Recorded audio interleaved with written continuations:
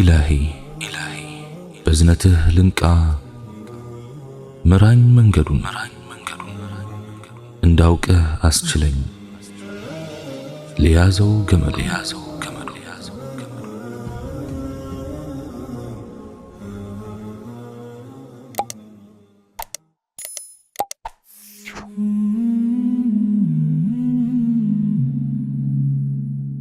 ነፍሴ በእጁ በሆነችው ጌታ እምላለሁ። የሰውን ልጅ ማስደሰት ፈጽሞ የማይደረስበት ድካም ነው። ልብ በል፣ የቱን ያህል ብታደርግለትም እንኳን አላህ ለሰው ልጅ ያደረገለትን ያህል ልታደርግለት አትችልም።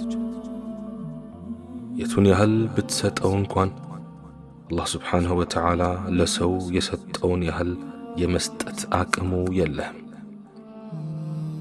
አላህ የሰው ልጆችን ፈጠራቸው፣ መገባቸው፣ ጤና ሰጣቸው፣ ሲሳይ ሁሉ ሀብት ንብረትም ለገሳቸው። ይህን ሁሉ አድርጎላቸው አልተደሰቱበትም፣ አልረኩበትም። ከፊሎቹ ካዱት፣ ሌሎቹ አነወሩት። ያመሰገኑትም ቢሆኑ መመስገን ያለበትን ያህል አላመሰገኑትም። ብዙ አድርገህልናል ብለው ጠዋት ማታ አላወደሱትም። እሱ በሰጣቸው ሌላውን ያመሰገኑ በዙ። እሱ በፈጠራቸው ለሌላ የሚሰግዱ በረከቱ። እናም ሰዎችን አስደስታለሁ፣ በእነርሱ ዘንድ ሙሉ ተቀባይነት አገኛለሁ ብለህ አትድክም። ድካምህና ልፋትህ ከንቱ ነው የሚሆነው። የቱን ያህል ብታደርግላቸው የሚሉህን አያጡ። ደክመህ መጨረሻ ላይ የሆነ ነገር ይሉሃል፣ በነገር ይወጉሃል፣ ጥላሸት ይቀቡሃል፣ ጥረትህን ሁሉ ያጥላሉብሃል። እስቲ ለሰው የምትደክመውን ትንሽ ያህል እጅ ብቻ ለፈጠረህ ጌታ ለአላህ ስብሓንሁ ወተዓላ ድከም። ለአምላክህ ወድቀህ ተነስ። በትንሽ ድካም እጅግ ብዙ ትርፍ ታገኝበታለህ። አላህ ስብሓንሁ ወተዓላ ሁሌም ስለሱ መልካም ነገር እንድናስብ ይፈልጋል። ተፋኡል ወይም ሑስኑ ظን ልንለው እንችላለን። እይታን ማደፍረስ፣ መጥፎ ማሰብና ማሟረት ነገሮችን ያወሳስባል። እኛ ሙስሊሞች በአላህ ጉዳይ ላይ የጠራንን ብዥታ የለብንም። ሁሌም ከፈጠረን ጌታ መልካምን ነገር እንጠብቃለን።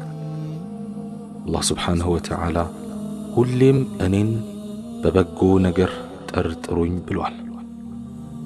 በጠረጠራችሁኝ ሐሳባችሁ ላይም ታገኙኛላችሁ ብለዋል። አላህ ስብሓንሁ ወተዓላ መልካም ነው። መልካም ነገር ሁሉ ከሱ ነው። መልካም ነገሮችን እንጂ ከሱ አንጠብቅም፣ አንመኝም። ነገሮች ወደ አሉታዊነት ቢያዘነብሉም ሁሌም መልካም ነገርን እናስብ። በጎውን አሻግረን እኒ ኢንሻአላህ ሁኔታዎች ይለወጣሉ። ነገሮች ሳይታሰብ ይቀየራሉ። ዙሪያህ በመከራ ቢከበብም ተጨባጭህ በእሾህ ቢታጠርም ጥሩ ነገርን አስብ። መልካም ነገርን እንጂ ወደ ህሊናሽ አታምጪ። አንዳንዴ ጥሩ ማሰብ ብቻውን ነገሮችን ጥሩ ያደርጋቸዋል። ጥሩም ማሰብ ነፃ ያወጣናል። መልካም ተስፋ እናድርግ። የተስፋን ገመድ ባትደርስበትም ተንጠልጥልበት። ለምን እንደሆነ አላውቅም፣ መሬት ላይ ያሉ ተጨባጮች ሁሉ የከፉ ሆነው ቢታዩ፣ የሚታየውና የሚሰማው ሁሉ ቢያስጠላም፣ ሁሌም መልካም ወደፊትን አስባለሁ። መልካም እንዳሰብኩም እሞታለሁ። መልካም እያሰቡ መሞት ይሻላል። መልካም ማሰብ፣ ነገሮች ጥሩ ይሆናሉ ብሎ ተስፋ ማድረግ ጤናን ይጠብቃል፣ በሕይወት ለመኖር ያግዛል፣ ወደፊት ለመወርወርና ጠንካራ ሆኖ ለመኖርም ነዳጅ ይሆናል። የምንከተለው ሃይማኖት አለን፣ የምናመልከው አምላክ አለን። ሙስሊም ያልሆኑ እንኳን ሲደሰቱ እያየን እኛ ግን ደስታ ሲርቀን ማፈር የለብንም ወይ? ፈታ ዘና በል፣ በራስህ ላይ ሟርተኛ አትሁን። ምንም ሳትሆን ብዙ ሆኛለሁ አትበል። ከኔ በላይ ማን ተጎዳ? ለኔ የተሰጠ መከራ ለማንም አልተሰጠም አትበል። ከራስህ ጋር ሰላም ፍጠር፣ ደስተኛ ሁን። ዓለም ላይ የደስታ ሌቦች ብዙ ናቸው። የቱን ያህል መከራ ቢደራረብብንም ደስታችን እንዲሰረቅብን እድል አንስጥ።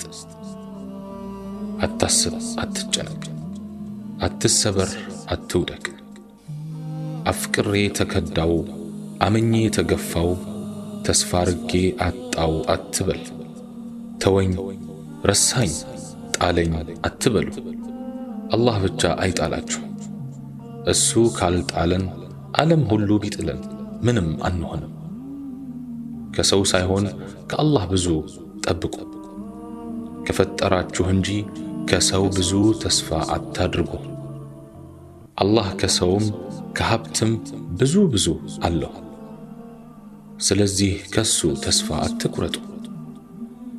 ሐሳባችሁ መስመር በሳተ ቁጥር ተመለሱ። በደከማችሁ ቁጥር ትጉ። በወደቃችሁ ቁጥር ተነሱ። ምኞታችሁ አልሰምር ብሎ እየራቀ በሄደ ልክ አንሰራሩ። በተስፋ መቁረጥ መቃብር ላይ ነፍስ ዝሩ። የሞተ የሚባለው ተስፋው የሞተ ነውና አትሙቱ፣ አታስቡ፣ አትጨነቁ። ከአላህ ጋር ከሆናችሁ የሚከብዳችሁ ነገር አይኖርም። የትኛውንም መሰናክል ታልፋላችሁ። ከጌታችሁ ጋር ሆናችሁ የማታልፉት መከራ አይኖርም። የትኛውንም መሰናክል ትሻገራላችሁ። ቀላል እንደነበረ የምታውቁትም ካለፈ በኋላ ነው። ነቢዩ ሙሳ ዓለይሂ ሰላም ከኋላ ጠላት እያሳደዳቸው ከፊታቸው ባህር ተጋፍጦባቸው አልፈሩም። ነቢዩ ዓለይሂ ሰላቱ ወሰላም በጠላት ተከበው እርሳቸውም ሆኑ ሱሐቦቻቸው ለሽንት እንኳን መውጣት በማይችሉበት ምሽግ ውስጥ ሆነው የኪስራ ቤተ መንግሥት ይታያቸዋል። የማያፈናፍን ጠባብ ቦታ ላይ ሆነው አፈር እየማሱ ድንጋይ እየፈለጡ ከጉድጓዱ ባሻገር የሆነው ሰፊ ግዛት ይታያቸዋል። ተስፋ ማለት አላህን በማመን አርቆ መመልከት መቻል ነው። የዘመኑ ሰዎች ካላየን አናምንም፣ ማየት ማመን ነው ይላሉ። አጂብ! እኛ ደግሞ ሳናይ እናምናለን። ማመን ማየት ነው እንላለን። ማለዳ ላይ የጠራ ያልደፈረሰ ባለ ንጹህ ገጥ የሆነ ቀን ተሰጠ። ይህ ቀን አደራ ነው። ላናዝንበት፣ ላንጨነቅበት፣ ተስፋ ላንቆርጥበት ቃል እንግባ። ቀናችንን በጥሩ ነገሮችና ስሜቶች እንሙላ። ቀናችንን በደስታና ሐሴት እንሙላ። ቀናችንን በመልካም ነገር እንሙላ። በቀናችን ገጾች ላይ ጥቁር ነገሮችንና ጥቁር ሐሳቦች አንጻፍ። መጥፎ ነገሮችን አናሳርፍበት። ኢንሻአላህ ነገሮች ሁሉ መልካም ይሆናሉ። እናም አትጨነቁ። ዱንያ አይናችን እያየ እያረጀች ነው። ለማርጀቷ ምልክቶቿ ብዙ ናቸው። ካረጀች ደግሞ መፍረሷ ቀርቧል ማለት ነው። ለነገሩ ዱንያ የፈረሰችው የተፈጠረች ቀን ነው። ዛሬ ላይ ሰው ሲገናኝ ስለሷ መልካም እያወራ አይደለም። ዱንያ ተበላሸች ይላል። ሐላል ሥራ ማግኘት ከብዷል። ኑሮ በእጅጉ ተወዷል። ፈተና ሲበዛና ተግዳሮቱ ከፍ ሲል ሽል ከማህፀን ግድግዳ እንደሚጣበቀው ሁሉ ከጌታህ ጋር ተጣበቅ። ዓሣ ውሃን ለነፍሱ እንደሚፈልገው ሁሉ ኢማንህን ከፍ የሚያደርጉ ድባቦችና ሁኔታዎች አስስ። ትንሽ ዕድሜ ላላት ዓለም በጣም ብዙ አትጨነቅ። ትልቁን የሰጠን አላህ ትንሹን አይከለክለንም። ብዙውን የሰጠን አምላክ ጥቂቱን አይነፍከንም። ሕይወት ሰጥቶን ቀልብ አይከለክለንም። ገላ ሰጥቶን ልብስ አይከለክለንም። ሆድ ሰጥቶን ሲሳይ አያግድብንም። አእምሮ ሰጥቶን መፍትሄ አይደብቅብንም። በፈጠረን አምላክ እንደሰት። ጥሩ ለማኝ መጥፎ አመስጋኝ አንሆን።